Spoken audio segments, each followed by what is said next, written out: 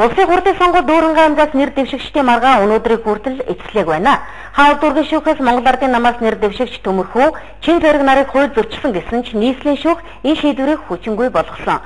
Харин өнгөрсөн 4 өдөр Уурангай аймгийн сонгуулийн 10 дугаар тойргийн хорооноос дахин Монгол Ардын намаас нэр дэвшигчдийг сонгуулийн сурчлагаанд насан туршаагүй өгөхөд ажиллуулсан гэсэн шийдвэр гаргасан байна. Үүнийг Монгол Ардын намаас нэр дэвшигчид шүүхэн байгуулах шударга ажиллаж чадхаа байжээ гэж дүгнэж байгаа юм байна.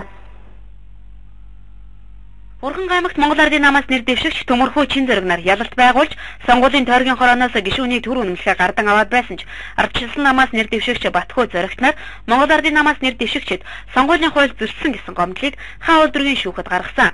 Тэдний гомдлын дагуу Хаал дүүргийн шүүх шийдвэрээ гаргасан ч нийслэлийн шүүх Хаал дүүргийн шүүхийн шийдвэрийг хүчингүй болгож улмаар ардчилсан намаас нэр дэвшигчид дээд шүүхэд хандаж дээд шүүхийн шийдвэр өнгөрсөн 4 дахь өдөр гарах байсан ч тэд нэхэмжлэлээ буцаасан.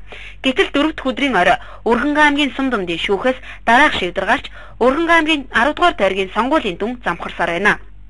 Дээд шүүхийн шийдвэр гарах яг урдороо Уурангай аймгийн шүүгч ийм шийдвэрийг гаргасан байгаа юм. Өөрөөр хэлбэл насан туршаагүй аяр хүүхдийг сонгуулийн сурчлагаанд ажиллуулсныг нь Уурангай аймгийн сонгуулийн тойрны 10 дугаар хороо хүлээн зөвшөөрснийг одоо баталж яана гэсэн ийм бодлого өгөхийг захимжийг гаргасан байгаа.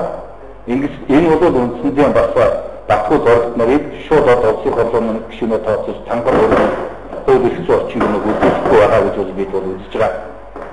Яг Хаал дүүргийн шүүгч отхон мөнхөө шиг хууль зөрчсөн шийдвэрийг Уурангай аймгийн Сумдамдын шүүгч отхон жав гаргасан байгаа юм. Улсын хурлын сонгуул болоод 4 сар өнгөрч байхад дээрх асуудал эцэслэн шийдвэрлэгдээгүй. Монгол Улсын шүүхийн байгууллагууд чатанда улс төрөлсөөр байгаа нь өнөөдөр шүүхийн шинжилэл ямар байдлаар хийгдэж байгааг харуулж байна гэж тэд хэлж байлаа.